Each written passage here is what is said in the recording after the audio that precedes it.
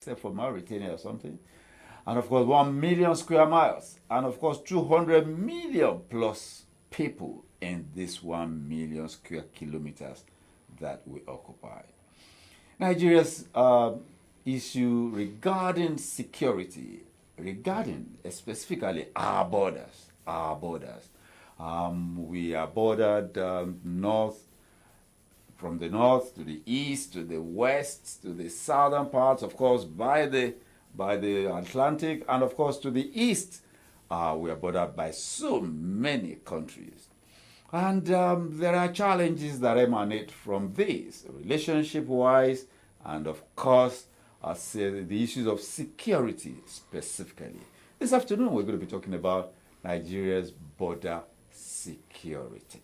We're going to be taking a look at our borders, who are our neighbors, and what is the relationship between us and our neighbors, and the security challenges that this pose to us, and of course the internal dynamics of Nigeria's society too. What are the border security challenges that emanate from that?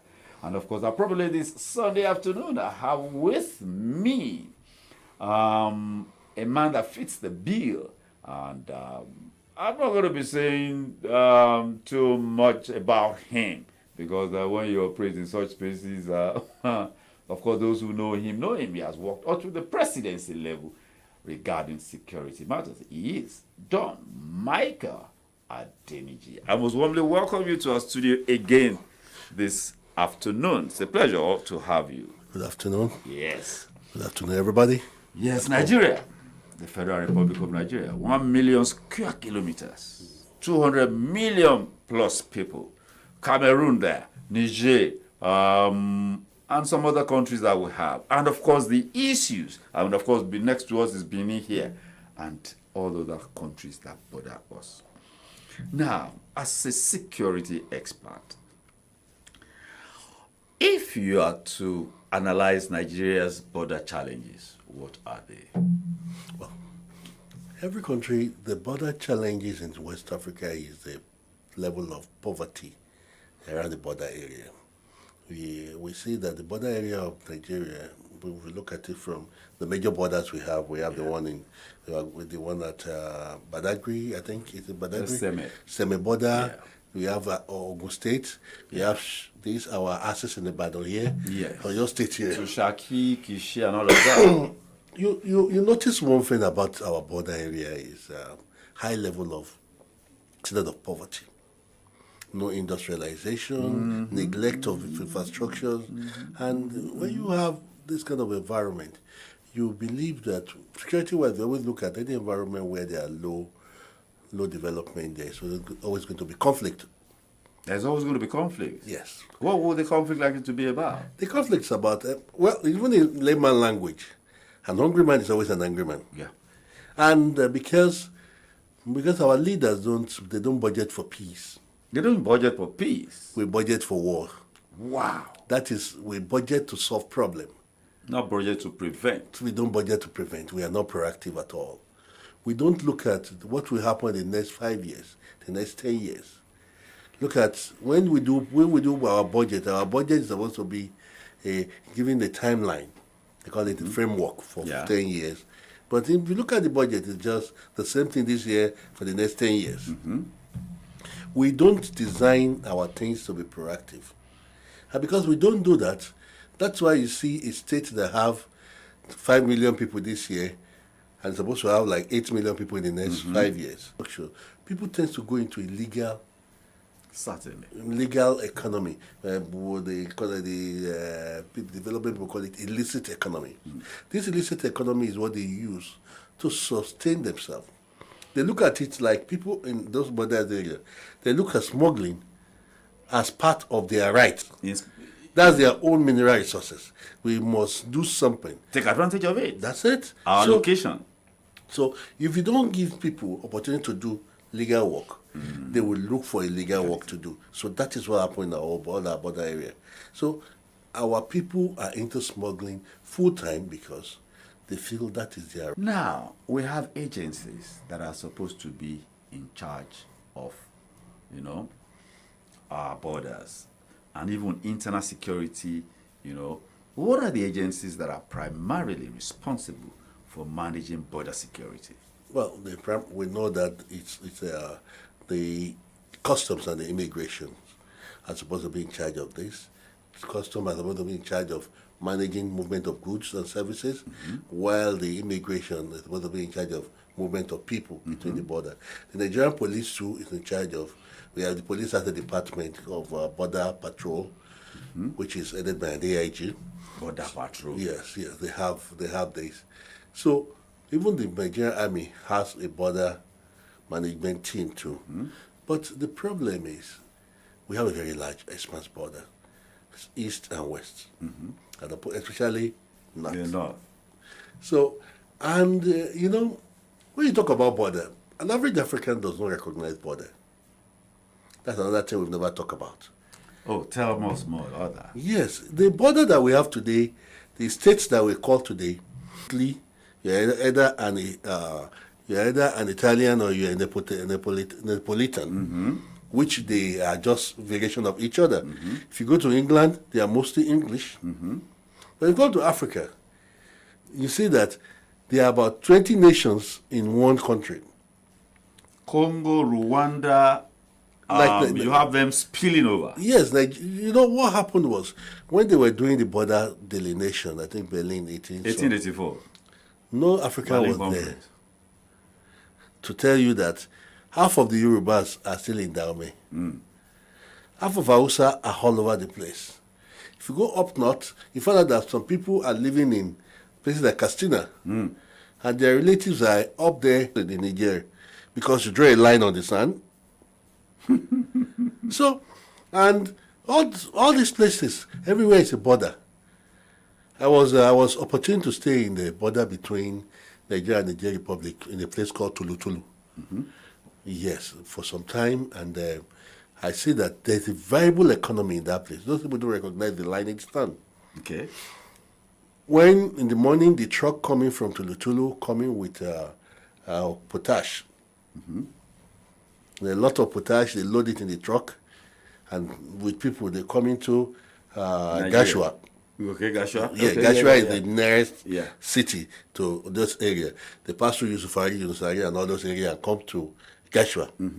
So in the evening, they load rice, beans, and all this food stuff, and they go back. It's an everyday thing. No border. No What border is border? patrol. Which way is the border? They are just the same tribe all over the place. So they are just doing their normal business. That to them, that is not smuggling. That is just normal. We are going to Transaction. market. We are going to market. Yes, they come from the go back. So they come with the potash, sell it here, and then take money and buy things and take it back. So, So we're just no immigration, no nothing. even if the immigration were there, what would you have done? What would they have done? Yes, basically because I just asked you a question now. My brother stays in Tulu, and I stays in Gashua. We are brothers. What are the implications of this? The implication is African Union has not really looked at all this issue. See, one of the problems of Ethiopia, Kenya, in East Africa have been about where are my people?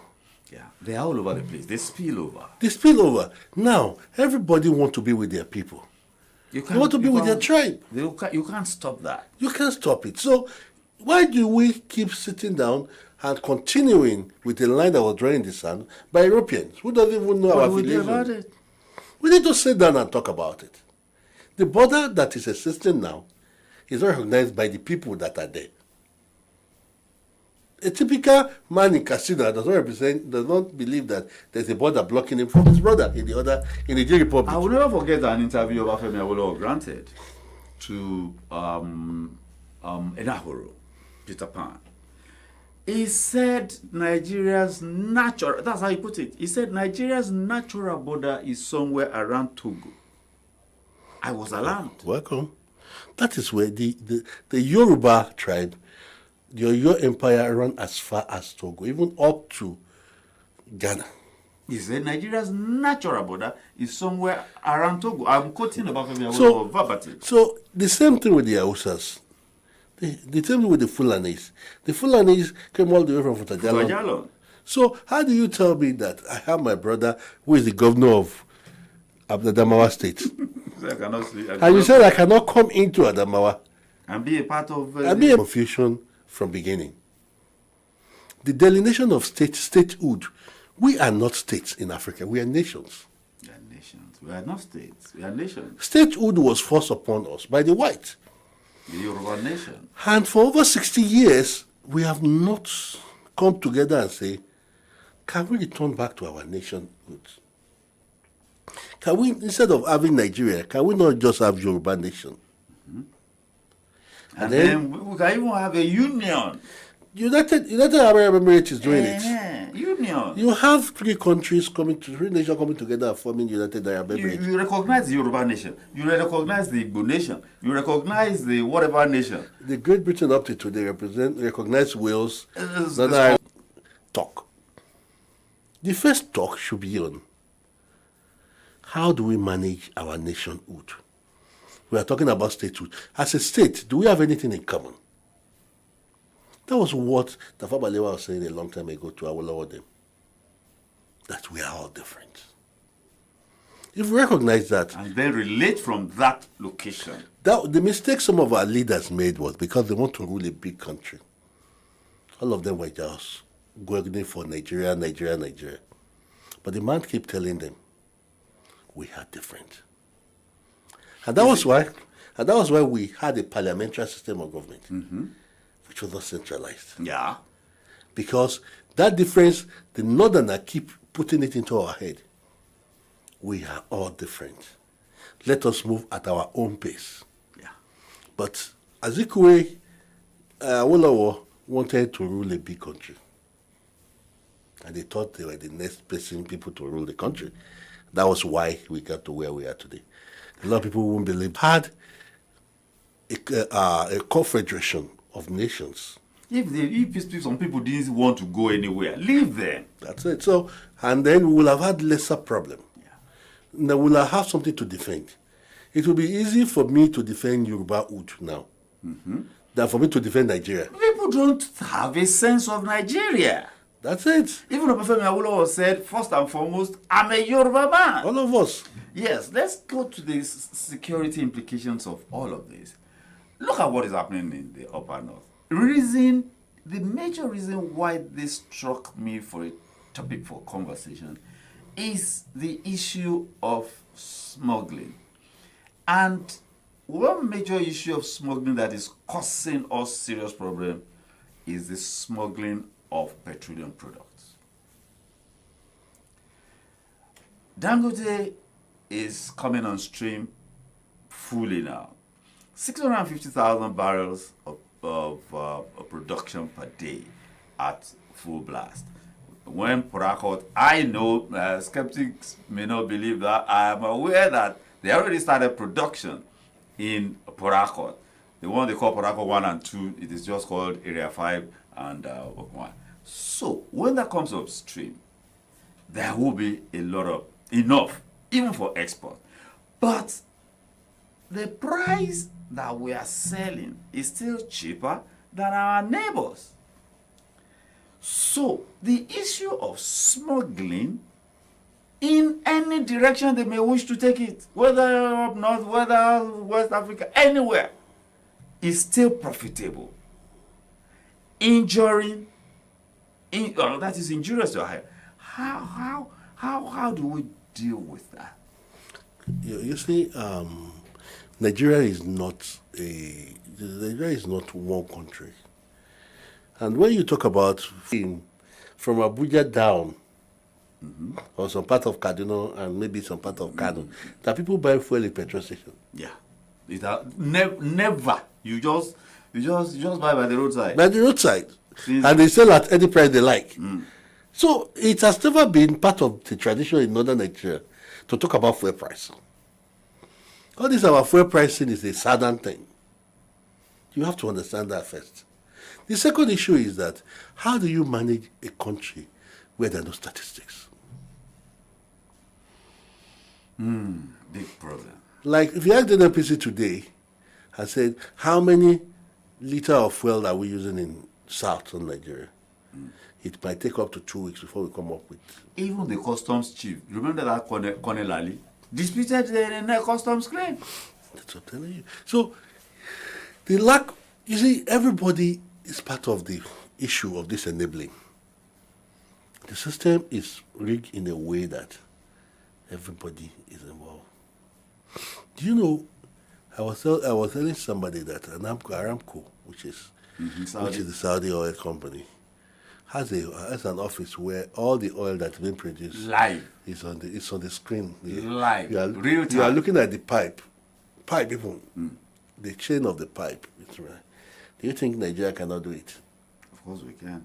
That's the thing.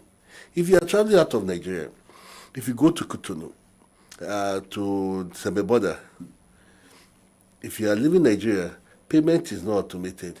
The minute you cross within the same line to the Cotonou aspect is automated. Do you know why? You know, there must be space for manipulation. That is it. It's the Nigeria side. So everything in Nigeria, we don't allow perfect statistics to come on stream because we want to do something negative. Manipulation. That is it. Rigging the system. So you cannot manage the system efficiently when everybody does not want it to work. Hey, everybody does not want it Everybody to work. that's involved does not want it to, from the NNPC to the people that are buying, even people who are buying on the street too, don't want it to work. Because some of the people who want to buy it on the street are the people who are working in NNPC. They don't want it to work. Because that is where they are making so much money from. You know, I had an experience with these people that bring in fuel when Ahmadu Ali became the PPPRA chairman. I worked with him a little bit. And then he gave some people allocation. And then they were supposed to bring in like 10,000 metric ton of fuel. So they were paying subsidy. So this man, very well known to me, I knew him in Lagos. He came to me and said, bros, here you are with these people, help me now. So he got the allocation. 15 million barrels, 15 million metric tons, which is about 16 million liters. And then he went. This guy brought in only 5 million liters. But he got his papers through. But he got his papers through. And they pay him subsidy on 15 million. So that is what is happening. It wasn't until when they were doing probe, during good luck time, they were doing probe, that this thing came up. That they noticed that the paper he used was the same paper for 5 times 3. He used it 3 times. So people approved those papers. Somebody was supposed to do the inspection. It's not just one person. Several offices look at that paper before it was paid. Several people in NNPC, in PPPRA, The audit and everybody. up to Ministry of Finance. They look at this paper. And they passed it. And they passed it and they paid this man. So what I'm telling you is that it's a system that people who are involved don't want it to change. If we have statistics, we know that the North did only 20 million. We supplied 20 million to the South. So if the 10 million is not enough for the North, we know where the problem is. If the 20 million is not enough for the South, we now look for where to block the hole. But we don't know. What we just do is Taka will just be loading. So until the basic things are put in place, the expectation of the system will continue. But the system does not want it to change. And people that is expecting the system does not want it to change. How does a tanker or a motorcade or a convoy of tankers, 33,000 liters, how does it drive from Lagos to Benin Republic? Well, the same way from the middle of the town to the bush and nobody How notices. many people will require to police 300 students? That is the question I'm asking you. The number of people that we need to police them and to how many vehicles, just start with the vehicle, how many vehicles we take into the bush and nobody notices it. Is that not interesting? The same way, 50 tanker will pass from Lagos through Badagry, through all the traffic that's on that axis. We'll get to the border, we'll cross the border, and no one will notice it. That's the one that's passing through the border. But what you have to know again is that in Nigeria, there are so many borders that are not manned. Certainly.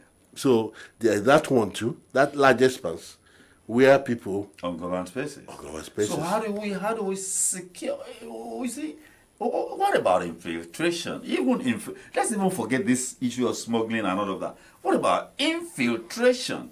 Who is infiltrating Nigeria? I get asked this question and people always shut me down. The past, since the Civil War, who has fought with Nigeria?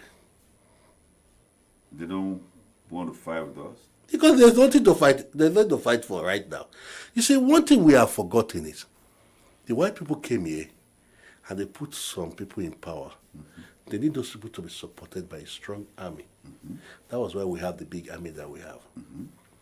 Africans don't need that kind of army. We are not fighting ourselves for countries that we don't even know the value of.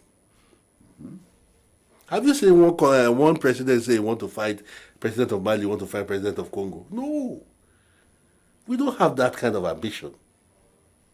And right now, according to statistics, the new war now is non-state actor versus state actor. And we already have it. There's not state actor versus state actors again. Since after the Second World War, nobody wants to fight any war with another country again.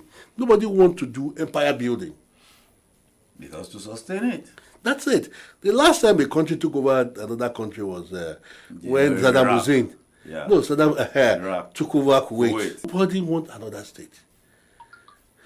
I'm an apostle of, we need to create a new kind of security system.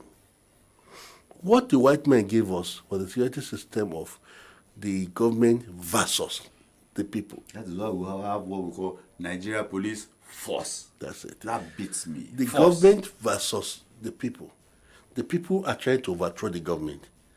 The government needs to protect itself.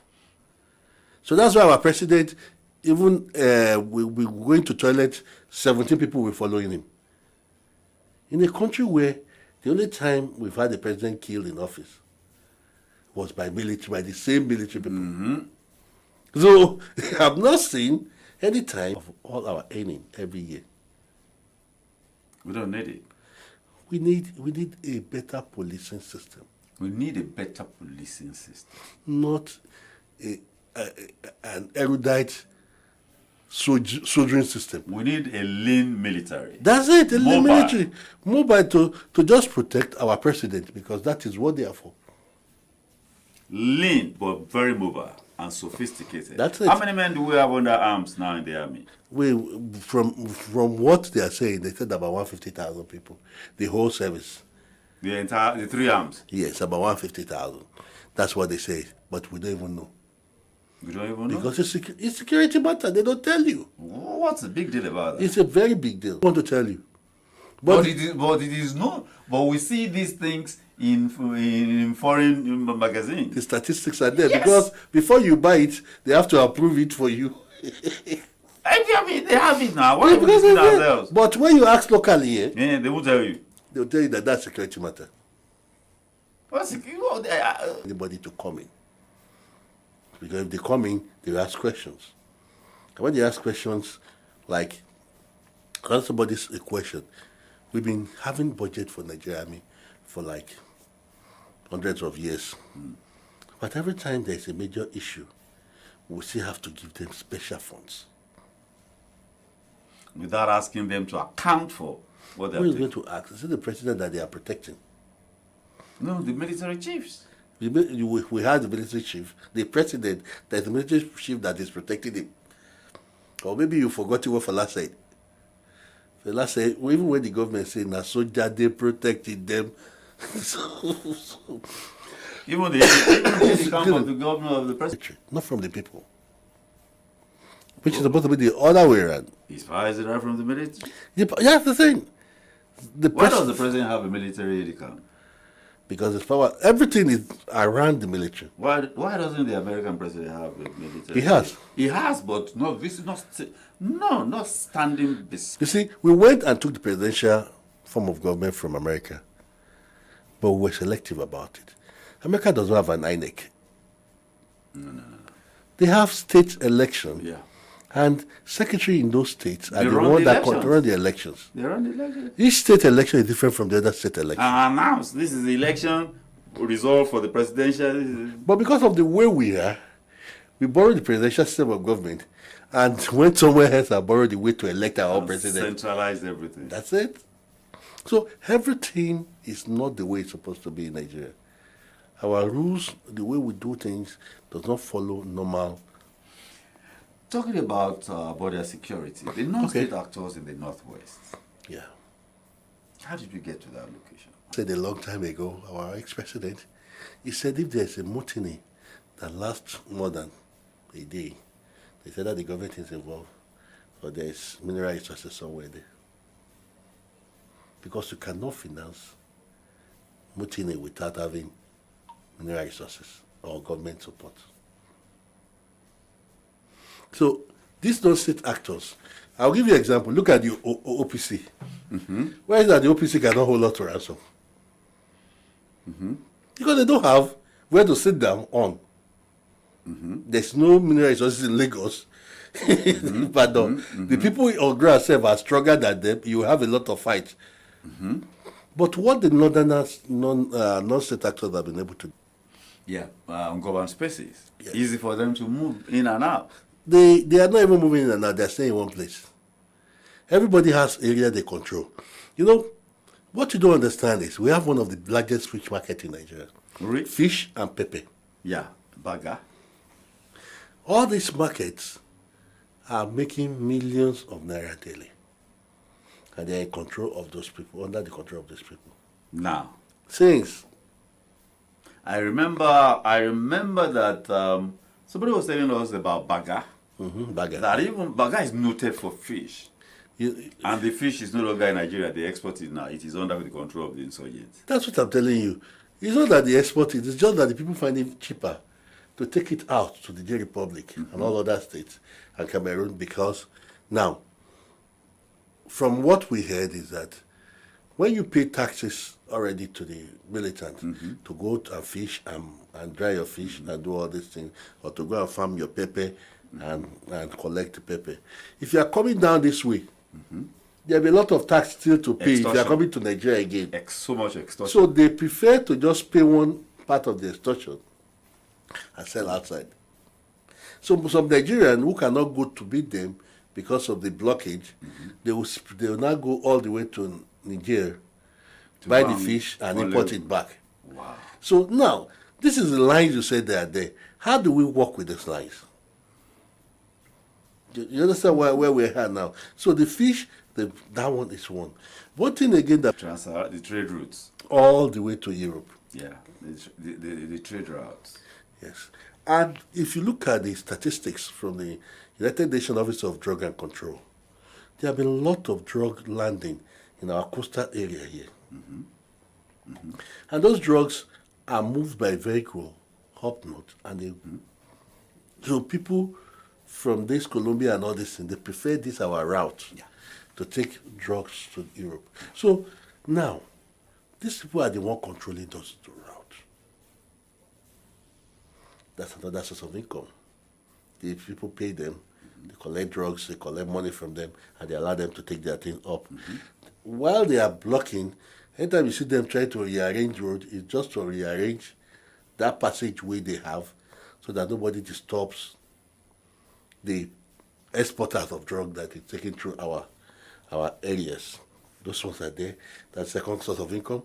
Now, the third source of income is that in most of those areas in the north, we've discovered that there are so many deposits of mineral resources. Yeah. And there are illegal miners all over those places. No matter how much of problem we are having, those mining are going on unstopped. So you know that the financial power that you have in that area, where the UNDP put about $6 billion US, is enough to run this country. So how come all that is going on and we are not hearing of the military taking them out? Because it's a collaboration between the locals, their government, they're all involved. But we have a national army We have a national army. The national army work with instruction from some people. their commanders, and their commander take. That's it. The political will to develop our policing to a very good level is not there too. Can those guys not eventually constitute a threat to the Nigerian state? Well, Or they are not interested. They're already a threat to Nigerian state, but they are not interested in taking over government. They're just interested in their business. This is business. Not be kind to their business. So it's better for them to just stay and do their business, control only the environment where they are. That's why you don't see Boko Haram saying they are running down this thing. If you look at the all their brothers, there's the headsmen. The headsmen, we created the headsmen ourselves. If you look at the statistics, there used to be a family thing in the Fulani. When a man becomes 15 in his father's house, the father give him his own cows. And he start working under his father, trading his cow. Fulani man does not look for money, he look for cow. But over time, because of they don't have cows to give to their children, now you create Fulani without cow. And the Fulani without cow believe that the government is not helping them. So the first thing they first started doing was to steal cows from other Fulani people. Yes, they call it rustling. They start stealing the cows, start having problem over the few land remaining. Yeah. They start fighting the settlers, the farmers. There seems to be a cover-up about that. People are not getting that conflict.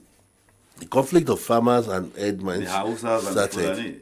Then, at a point, the Fulani believed that the government of those areas were supporting the Hausas, the locals. The kidnap was based on we need to get advantage in this area. It wasn't based on money. Okay. But after some time, some people just realized that this thing could be lucrative, and they turned it to a business, a full-time business. In all these metamorphoses, we did not have a good plan on. Little I know about these things. There are designated tables, officers, and all of that. They monitor these things. They report. They keep tabs on them. It's not as if DSS does not know. It's not as if the security agencies do not know what is happening. Now, if you tell me that they don't know what they know or they don't know, I cannot believe they know, because if they know, they should have acted. But what about, of course, it's not the officer that brings the report that we act. No, that's what I'm saying. At least somebody will act if there's the job is to is to act. So, for the fact that they are not acting, maybe they don't have full information, or we don't have government will to do something. So we have let a lot follow. That you just look at it and wonder, why are we leaving things that we're supposed to manage unmanaged? Our police, that one gives me serious concern. How will you describe our police? Our police is a two-way thing. When you look at the officer cadre of our police, you can give them 90%. Why? Because the officer cadre of Nigerian police are well trained, learned. Operation-wise, they're a little bit good because they have a lot of training. But you see, the men are our problem. But they are more than the officers. That's it. Even the same thing with our military. The officers are well trained. Yeah. They attend courses. They do. If you see anybody that's a major in Nigeria, I mean, maybe he has 2 masters. So why are they not training the guys that they're going to use? The problem is, who arrange this training? Is it not these big boys? If they give all the training to the young men, how will they have enough for themselves? You see, the system is not automatic. When you're in the army, you're in this line, there should have just been the next thing for you, it. It's not like somebody will just wake up one day, go here, go here, go here. your profession is developed through these levels. You know You the know your trajectory. trajectory. That's it. But Nigerian police is not like that. You can be employed today, you are in motor traffic division. Then the next week they will take you to homicide. The next month they will taking you to break and entry. The next one you are in patrol and guide. So what they do is they train you on everything. No specialization. And you don't have specialization. So that's it. The only area where Nigerian police is a little bit, I would not even say it's professional, is the PR side. But the joke is, you're PR for some time, they'll still post you and go and be DPO. Yeah, certainly. So Area commander. So the joke is, there's no professionalism in the job. There's no trajectory of where you're going. Okiro became IGP without being a DPO. So some of them have that luck. He was never in operations. Some of them have that luck. And you will see that when you become IGP, it will tell on the police. Of course. So that is the thing that we have been talking about. The statistics does not tally with what we want to do. All our systems are upside down. And nobody is talking about it. Now, I tell somebody, you're asking the question that why is it that they did not do anything when they... We went to America, we got the American system of policing, and then we decided an office called Office of National Security Advisor before, which is NSA. Now, in America, the title of the office is National Security Advisor. NSA. Yeah. You know what Nigeria did? Nigeria collapsed the two together. So, the difference The between National the two, Security Advisor of the United States does not do internal stuff. the National Security Advisor is like any special advisor to the president, but his job is on security. Yeah. He's supposed to supervise security operations. Yeah. Coordinate. He's all the supposed to be the one all these agencies report to. The army, the police, everybody.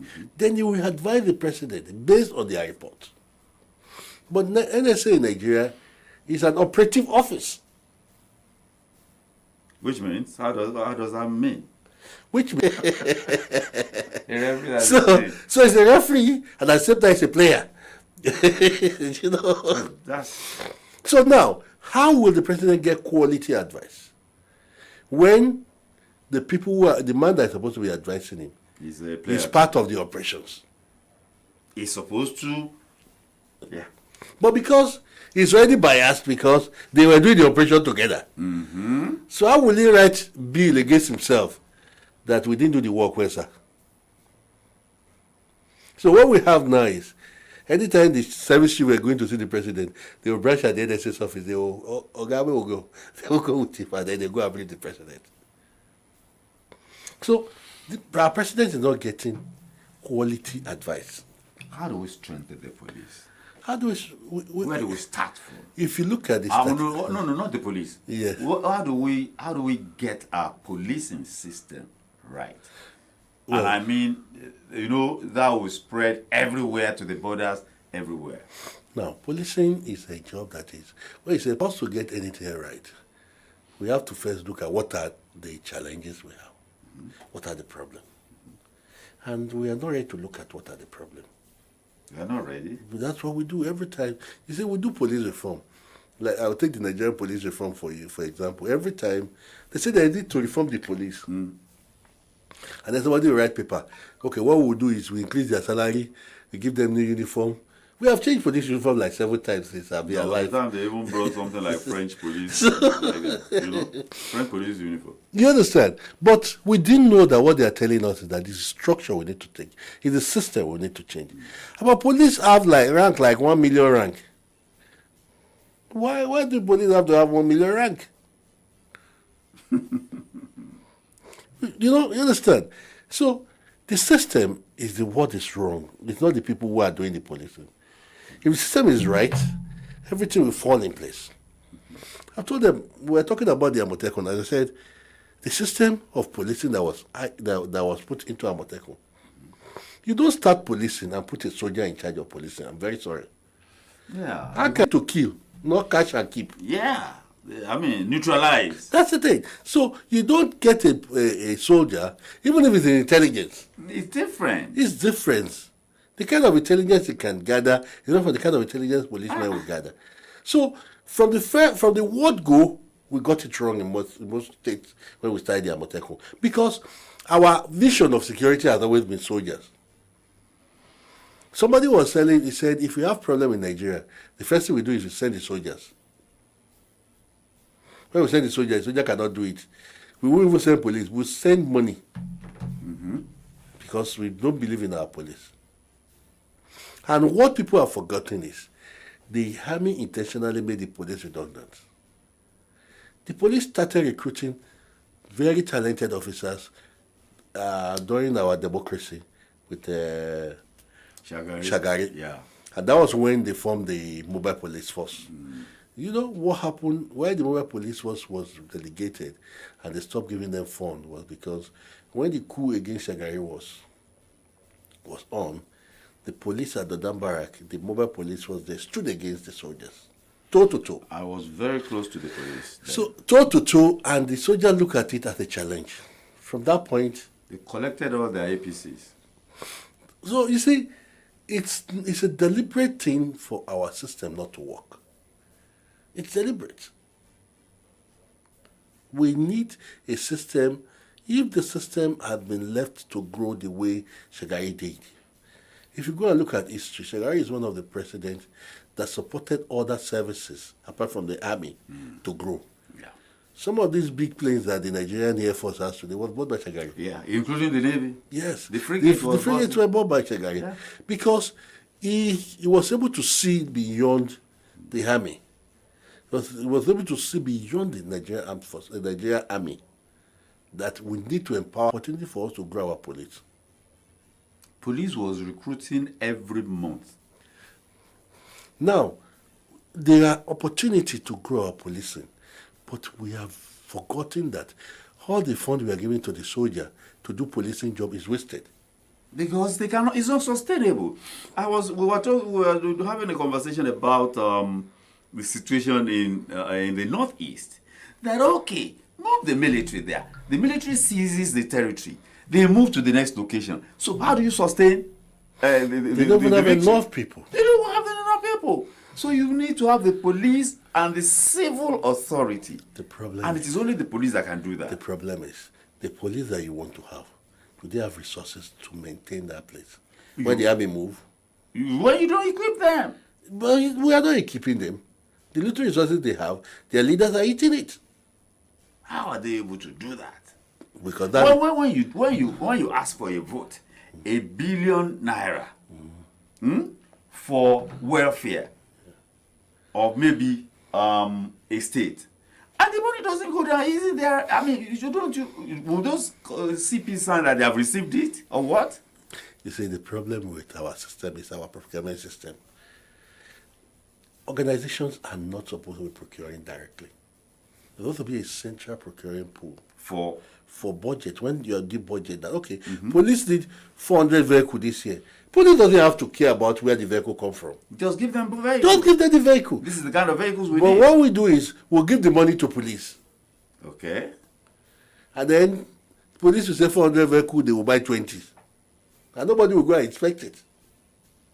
They have their own internal audit. That's it, because the two of them are the person that made the proposal and the police people have already exchanged some things. And they will submit the necessary papers. That's it. So then you say, okay, police need 40 guns, 400 guns. At the end of the day, This is our deal with you. that's what I'm saying. So every year we make budget.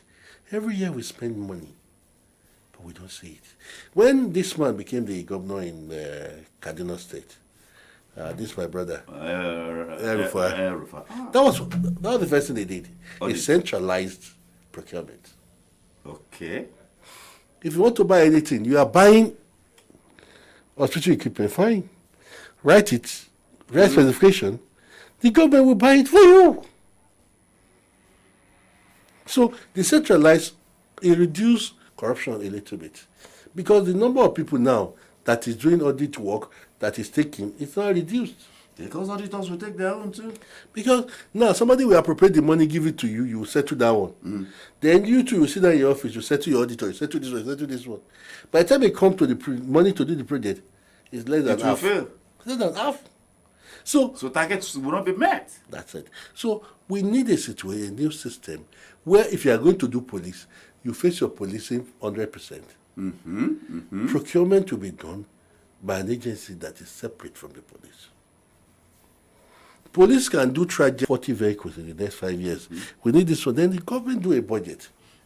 And say, okay, police, we can only buy 20 cars this year. The 20 cars will be delivered to you. The same thing the government is doing here. Whenever the governor is ready, he brings cars and say, okay, I'm donating 40 cars. But this donation does not enter into police Records. No. It's just free donation. Yeah. Because in the next 1 year, all those vehicles are off the street again. I find that very strange. Because the state itself too does not do what it's supposed to do. If I was a governor and I'm buying 100 cars for anybody, I will buy it with my tracking device. I will do a fleet management system. I want this vehicle that I'm buying, they are coming with their drivers. Maintenance.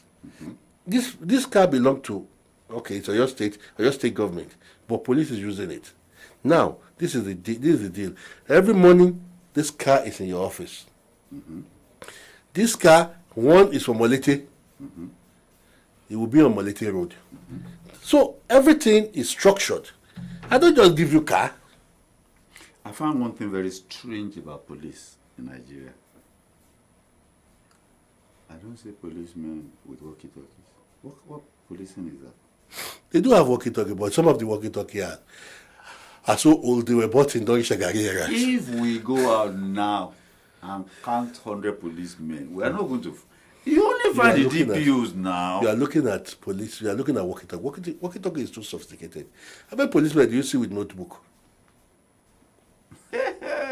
No, I'm just asking you. How many policemen do you see with notebook? Other notebook and pen. You go to police stations, they want to incident cases, they tell you, you buy paper and you buy paper. Now, there's no how human memory is very good. For you to see something and to remember in like 30 minutes time. I see that was why police were trained with notebook. And pen. There's even a space in their uniform for pen. Yes. Designed specifically for that. I was telling somebody, he said, Nigeria police, they said, do you know that the lyre that they wear, well, do you know the work of the lyre? It's the whistle. Yeah.